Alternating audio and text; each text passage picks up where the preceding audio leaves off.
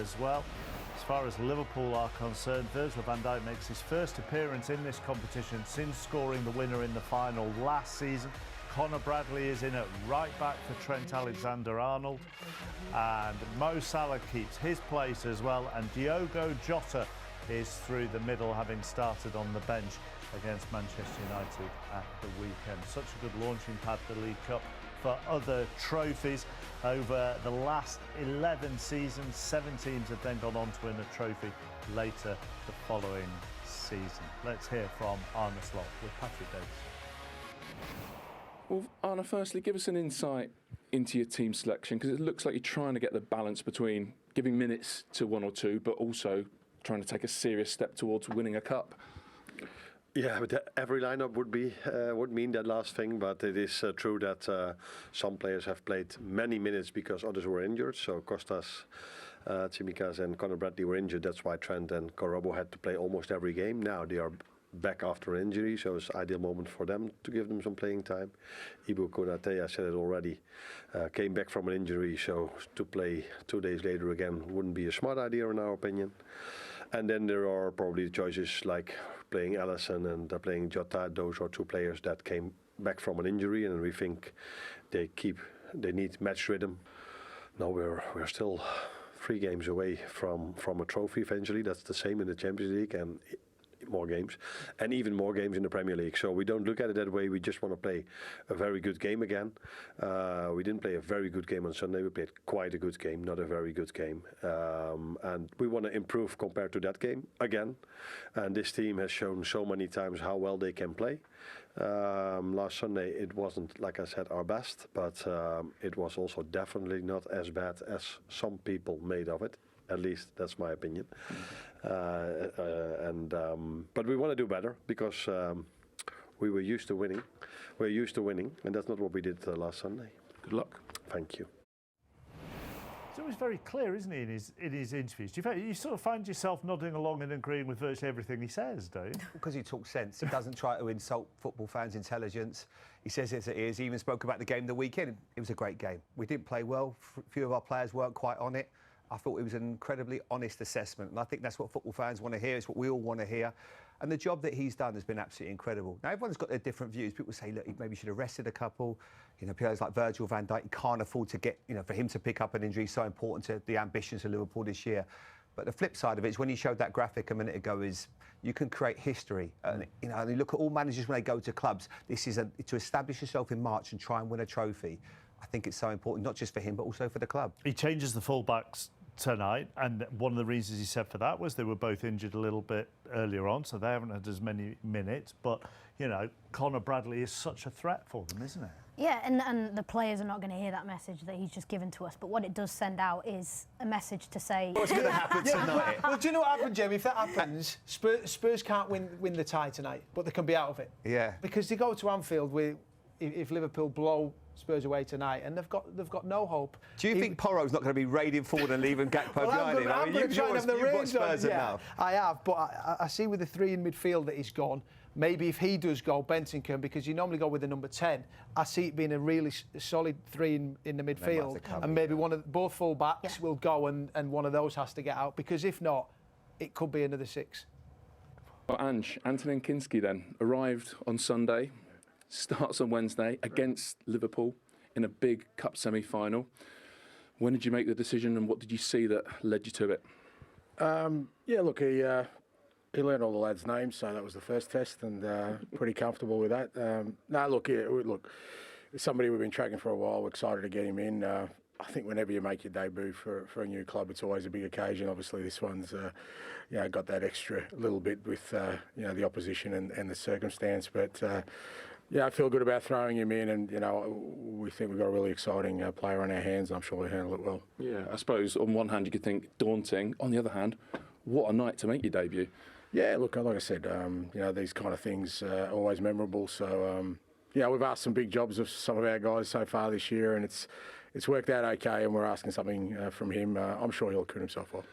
Just tell us about the makeup of your midfield. Is that almost a learning from the league game 2.5 weeks ago to get basically an extra pair of legs, an extra sort of defensive player in there? Madison and Pape Sarr being suspended has something to do with it, mate. That's the only midfielders we've got left. So, yeah, no, that's probably played a bigger part in it. But, yeah, no, those three do have bags of energy. And, you know, we know against Liverpool, you know, we're going to have to work hard in those midfield areas, first to deny them the space, but also for us to be able to cause them some problems. So, you know, I think obviously Bentancur missed the weekend and Biss didn't start. So hopefully their freshness will help us. Well, we are moment a little bit later, but just overall from a Tottenham point of view, you worked hard tonight. Absolutely, and one thing you can control is your work rate, and you can run and you can run, and that man there at the bottom of the screen, Bergvall, I think he set a precedent today for Tottenham. I think you've got to give massive credit to Ange, because he played Bergvall higher today. He had licence to run. I'd love to see his running stats because he was outstanding. He must have covered every blade and he got his just rewards. Yes, very much up for debate whether he should have been on the pitch, but you know, you carry on as per, and he got the winning goal, and that's a massive, massive score line to take up to Anfield in 4 weeks' time. Good night for him as well, for Kinski. Really good. I mean, big decision to throw him in. He looked calm, confident, good with his feet, made a couple of good saves. The one from Nunes at the end, he looks like he's certainly going to be a good goalkeeper for the future, and especially Solanke, Bergvall! An incredible time to pick your moment to score your first goal for the club. Great moment for him, cracking finish, great goal all round, but let's be honest, should he be on the pitch? Well, I think if Stuart Atwell gets the first one right when he gives him a yellow card, he puts himself in a position, Stuart Atwell, because I don't think the first one is a yellow card when he goes in here, Bergvall. This was one on Luis Diaz. The only thing I would say with Bergvall, it gives Stuart Atwell an opportunity, a decision to make, and I think Stuart Atwell got that one wrong. I don't think that was it, the yellow card. I mean, when we go to the second one with Tsimikas, I've got no defence for Bergvall. I think that was this one here. You see he lunges, he catches Tsimikas, and that one should have been a yellow card. And we are fully expecting him to go and find Bergvall. But Bergvall goes, Bergvall well, goes he was over the actually other trying side. to hide, Yeah. but it has a monumental effect on the rest of the game, because what then happens, he has to come off for treatment, then that leaves Liverpool with 10 men. So you can see him here, he has to come off for 30 seconds, that's the rules. So not only do you still have Bergvall on the pitch, Liverpool now have to play with 10 men. And you can see that it obviously changes the shape of the team. You've got Endo and Virgil van Dijk, you've got Diaz playing now as a left back. And it just has a huge effect. But what I will say is Spurs certainly make it count. It's a brilliant piece of forward play. He gets hold of it and he plays Bergvall in, who's the one that he's the villain for Liverpool, and he becomes obviously the hero for Tottenham Hotspur. Need to be a detective to work out what it was about, but can you give us an outline of what you said? Listen, I think it was quite obvious that it was going to be a second yellow. Obviously, I think it was pretty clear, and it was a coincidence. Then a minute later, obviously, he scores the winner. But listen, it is what it is. He made a mistake in my opinion, and I told him that. And he thinks maybe he didn't, but it was quite obvious, I think, and everyone on the sideline knew exactly that it was supposed to be a yellow. Yeah, I mean, on top of the fact that, yeah, I think everyone would agree it should have been a second yellow. Am I right in thinking you were then without Tsimikas on the pitch at that second that the goal goes in? I have no idea. Obviously, it goes quite quick. The fact is that he should have been off. I think there's a linesman there, there's a fourth official there, there's VAR, there's the referee, and he doesn't get a second yellow. I'm not saying that this is the reason why we lost, of course, tonight, but it was a big moment in the game. Okay, what was the reason then that you lost? Obviously, you play against an intense team with good attacking players. They can make it difficult, you keep running. I think we created good moments, good opportunity at times. Not really clear-cut chance in my opinion. But still enough that we could have scored. Unfortunately, we didn't. It's quite cliche, but it's half-time now, and I'm looking forward to the game back at Anfield. As a team, would you say a level or two below your best tonight? A level of 2, I'm not sure a level of 2, but obviously at times I think we could have done better. Well, that's part of football as well. You try to play your best game ever, every one of us, and at times we played through them nicely, and we created some 1v1s on the side and some dangerous moments, but they were able to defend it much better than they did when we played a couple of weeks ago. Yeah, we move on, we take it on the chin. Like I said, it's half time, and we have another 90 plus minutes to go, and like I said, I'm really looking forward to that. Thank you, Virgil. You're welcome. Thanks for coming out, mate. I suppose, that decision aside, bigger picture, they weren't at their fluent best. No, they were very average today. Let's be totally honest. I think they didn't have that spark. The game first half was very difficult. It never really got any flow. Bentancur was obviously had his injury. That took an 8-minute spell out the game, and it was a little bit flat. They lost Kwanzaa, and it just never really caught fire like we expected it to. And then second half, I honestly thought Liverpool would go on with a quality. Would have made 3 subs, and then that would then make it count. I think you certainly have to congratulate Tottenham. They have taken an enormous amount of stick, as Michael says, this season. The manager's been questioned by pretty much everybody. The effort they showed was absolutely incredible. Young players playing out of position. Archie Gray was magnificent today. They brought in a goalkeeper. I thought it was a really impressive performance from Spurs today, and the real pressure and intensity. After losing the weekend, I thought they were excellent. No, I'd echo what Jamie says. I think this can be a performance they can be proud of. I think they got Liverpool on a night when they weren't at the best, nowhere near the best. As I said, when they came here and beat Spurs 6-3, that was demoralising for them. And Angie, that's question after question. But I mean, I have to look at Bergvall, 18 years of old. Kinski, 21 years of age, just come in. And Archie Gray, I thought the 3 of those players were absolutely magnificent. Bergvall, certainly the way he pressed and made the opportunity for Pedro Porro, but from back to front, I think it can be a performance they can be proud of.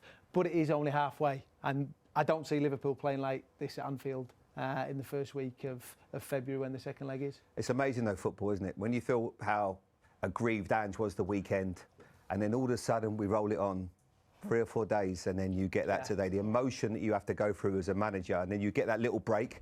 Sometimes you need that. You need a bit of luck in football. Yeah, you see the handball situation at the weekend, and after it, he's blaming the referee. When I wasn't too sure. Tonight they're on the right side of one. Decision. Exactly. Football's a game of fine margins at times, and tonight they can probably count themselves a little bit fortunate with that decision. But then on the other hand, I think you'll be proud of the performances. I just don't think Stuart wants to go back on the mic again. It feels like Gladiators. Well, Gladiators. That was a momentous moment as well. Let's get some reaction from the Spurs camp, shall we? Dominic Solanke is alongside the man who made his debut tonight, Anthony Kinski. They're both with Pat. Guys, well played. Anthony, a special night for all concerned with Tottenham. For you, maybe even one of the best nights of your life? Yeah, definitely.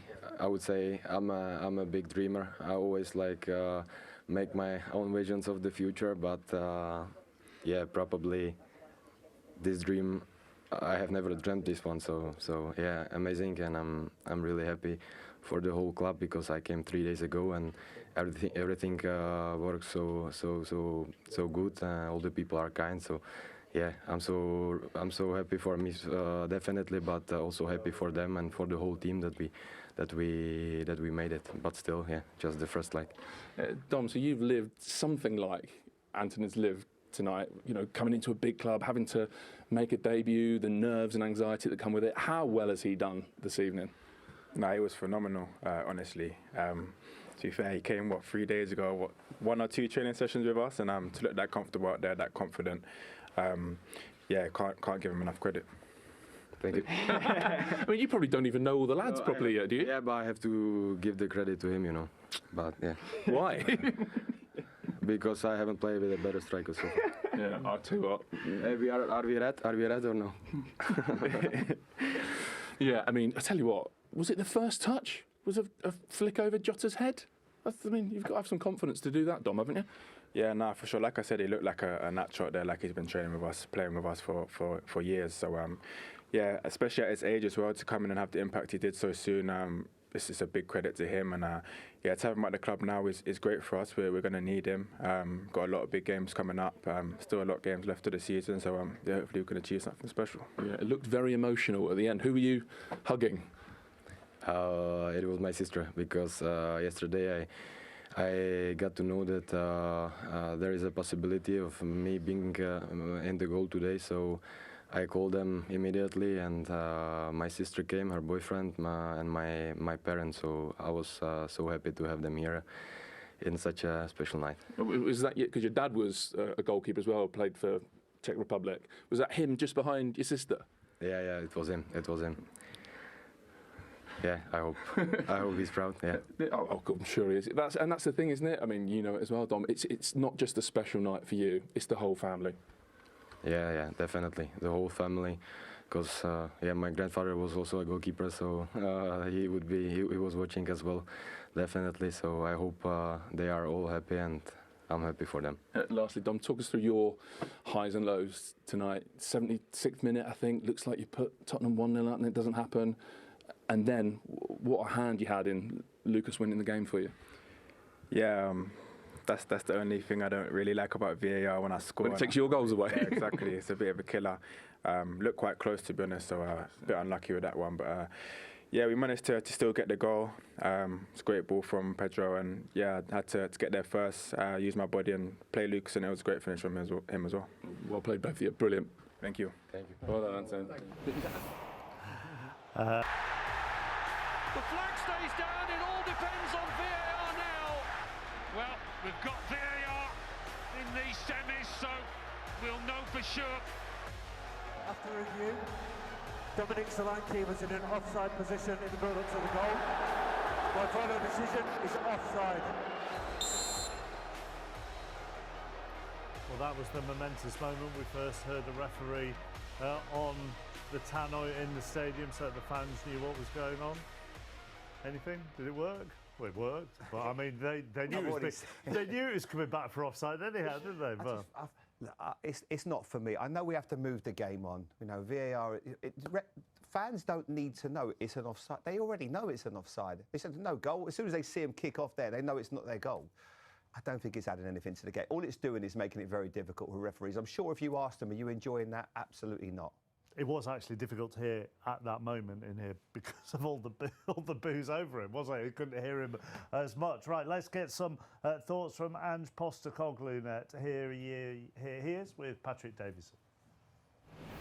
Well, Ange, firstly, because obviously a player's health is more important even than a win like that, how is Rodrigo Bentancur? Yeah, look, obviously don't have all the information, but my understanding is he's conscious. He was conscious kind of when he got to the dressing rooms. Obviously, we took him to hospital just to get checked over.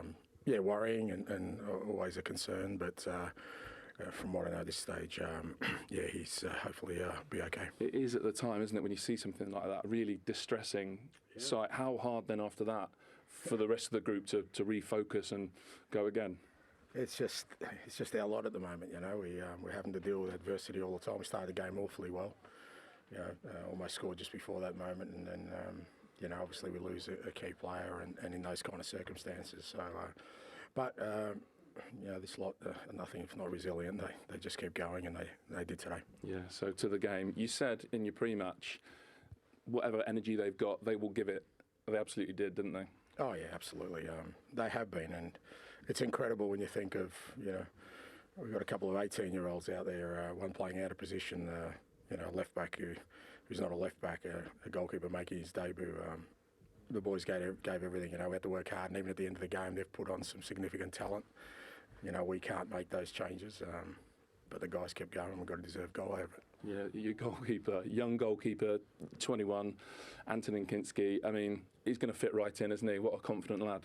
Yeah, no, we kind of sensed that. I certainly did when I had my first chat to him before we signed him, and it's a big part of it. When you're thinking about, maybe I downplayed it before the game, but that's a big occasion for a young man. First time out of the country in such a significant game against a massive opponent. He handled himself outstandingly. Yeah, and when you say and have said through the difficult moments, there's a team in there. You see that with the young players tonight. I mean, Lucas Bergvall, not just the goal. Outstanding. He was. Yeah, I mean, I've just seen so much growth. It's just that's been masked by our poor form, our results. But I've got no doubt we'll get through this period, and we'll get our players back. And what we'll have found is, in the meantime, we've got some real players ready to sort of turn us into the team we want to be. How much did you enjoy the goal? The work from Dom Solanke is top draw. Yeah, unbelievable. Again, I don't know where he gets the energy from, and you know, at times I feel sorry for him. You know, just to give him a bit of a break, but he just keeps soldiering on. And you know, against two pretty big centre halves there, and he still had the composure and. Unbelievable finish. Look, I thought we deserved it on the night. You know, there was fine margins. The offside was, you know, just so close. We had a great chance before that. So, you know, I think we deserved the victory, and really pleased the players get rewards. Yeah, I could see you shaking your head when the goal was disallowed. Is that just general dislike of VAR? Did you spot something particular or specific with that decision? If you're under any sort of illusions, yeah, total dislike. Not a fan? Yeah, no, that hasn't changed. And if people think that announcement tonight added anything to the game, I'm sorry. Was that the head shaking? Is that the reason? Well, I mean, really, just get on with it, mate. It used to be, you know, you put your flag up and the game goes on. But anyway, doesn't matter. Yeah, listen, look, I know before I asked this, you've had more than your fair share of bad luck. Did you get a slice of luck with the goal? Lucas Bergvall lucky to be on the pitch? Yeah, great question. No, he wasn't. He wasn't. Because because again, people misinterpret my comments from the other day. The rule is, and we've been told for quite a while now, that if advantage gets played, as long as it's not a cynical tackle, then the yellow card doesn't, because we've been screaming for it for the last 2 months. It's happened to us consistently. Have a look at our games. And we've asked the officials, and they've said, if we play advantage, as long as it's not a cynical tackle, then the yellow card doesn't get paid. Now, to me, that was pretty clear. Okay, so it's lucky you didn't get your way and no one listened then. No, I'm saying, well, that's the rule. So we had the copper for the last 6 weeks, and we kind of abided by the rules today. So given the context, everything around, I know it's only half-time, but this goes down as a special night, doesn't it? It does, because the players get rewarded for, you know, what they've been through for the last 2 months. And, yeah, you're right, we haven't sort of done anything. It's only half-time, and, you know, going to Liverpool's not easy. But just that feeling of having a really strong victory against a top opponent, I want the players to feel good about it, because you know they've put in a massive shift this last couple of months with little reward, and it hasn't been through the want of trying. And that second season trophy just a little bit closer. All right, yeah, well, you know, people can keep sort of mocking me about it. I'm absolutely not doing that. We'll see. All right, thank you. Thanks, mate. Thanks, mate. We're not sure, are we, about this? If you play advantage, I think he's got that wrong. Yeah, I think you are. Yeah, that's what I mean. We're not sure it's about. It's not usual to go back and book somebody, but referees certainly can do that, and it was definitely a second yellow card. But you know, he's obviously spoken to someone. I think when you speak to referees, I think most of them would say that I've seen it happen, and I think that's probably what ends up saving him, the fact that a lot happens after that. But I think if you everyone would say that is a second yellow card. It's a cynical tackle. I thought he might have come out and said he was unfortunate to get the first one, not the fact that. I mean, for me, it was a clear second yellow card. The second challenge was a yellow card, so that was a surprise for me. I thought he might have gone down the first one. Yeah, that's the first one. I mean, the other thing. Walk into these interviews and provide a very calm analysis. Is that a bit more difficult to do this evening? No, not at all. It's 15, 20 minutes, half an hour after the game, so it's not so difficult to be calm. The moment it happens, it's more difficult to stay calm. But yeah, afterwards, you have to accept the decision, and that's what we have to do. Yeah, okay. I mean, obvious question, I suppose. What do you make of the decision not to give a second yellow to Lucas Bergvall? I think everyone who stands in front of camera will tell you that it had a big influence on the game. It didn't feel to me as if we were ever going to lose here. You never know. In the moment, things can change. This is what we saw. So it was the decision he made had a lot of impact, of course, on the result tonight. And yeah, there's nothing else I can say about it. It is. I think everybody would tell you this. Yeah, there are loads of consequences that kind of ripple out from it. One of them being, Tsimikas is then not on the pitch to help you defend the goal. Yeah. That is in general a rule I definitely don't like, not only about today, but it happened during this whole season, that if a player is injured or gets a hard tackle, it's not always necessary to give a yellow. Maybe this time he did, but not always necessary to give a yellow. But if a player then gets treatment, then he always has to go out for 30 and sometimes 45 seconds. I don't really understand why this is always necessary, but okay, it's a rule, so I accept it. Yeah, then conceding it and even the player scoring it, that maybe should have had his second yellow card is not only for us not ideal, but I think, but of course I don't know. I think maybe even the referee was like, is this really happening? Is he scoring now that goal? But he couldn't change it, and he didn't have to speak to the whole stadium why he made the decision, because it wasn't a VAR decision. Have you spoken to him now in the tunnel? No, the fourth official told me that why he thought it wasn't a second yellow, and of course he heard that probably from the referee. Then when we came inside, Robbo was asking the referee, and what we can say about it is that he said he didn't stop the counter-attack. Now, every manager would prefer, of course, a second yellow compared to a counter-attack that goes on without one player, and that still has to go 80 yards maybe.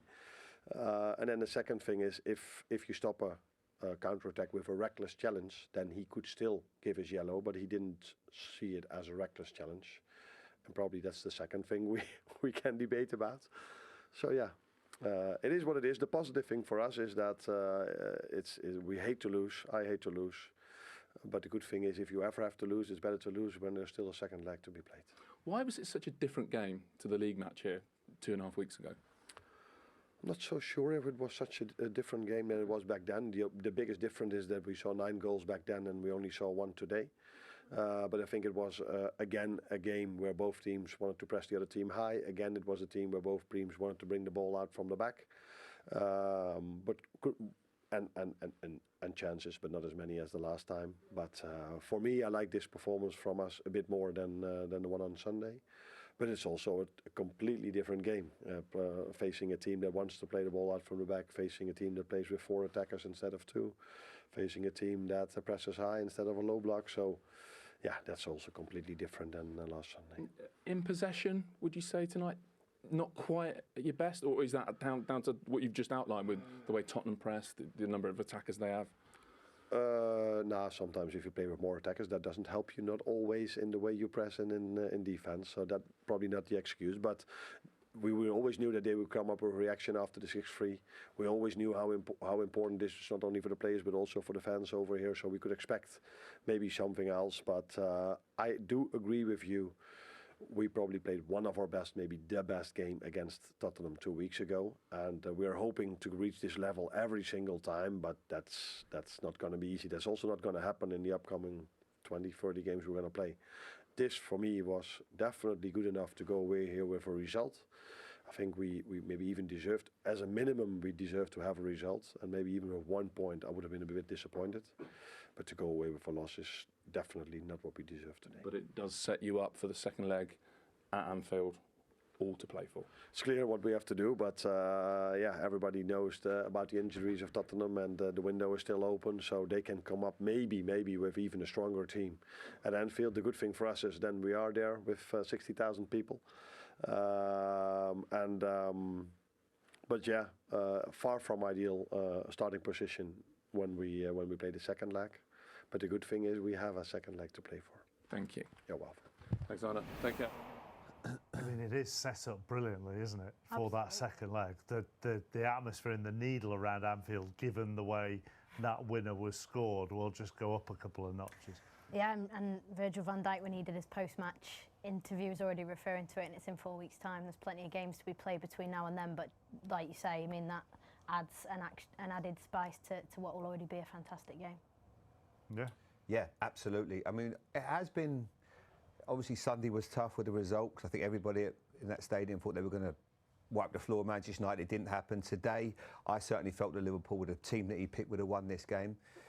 They go to Accrington at home in the FA Cup, and then a huge game next midweek against Nottingham Forest, who have been in fantastic form. That's a real challenge. It's a case of digging in now. This is I wouldn't call it a wobble, but it's been a tough 3 or 4 days for them. So they've got to make sure they get their concentration back. Still a lot to be played in these. And I think it's the same with the game we watched yesterday as well with Arsenal. That isn't over yet. It's going to be a really tough game for Newcastle. They've got to get across the line. But what Michael said it at the start of the show. He said, just give themselves something to go on for Tottenham Hotspur, and that's what they've certainly done. Oh, 100%, Jamie. Yeah, they can be proud tonight, like we've said, and they take the lead to Anfield.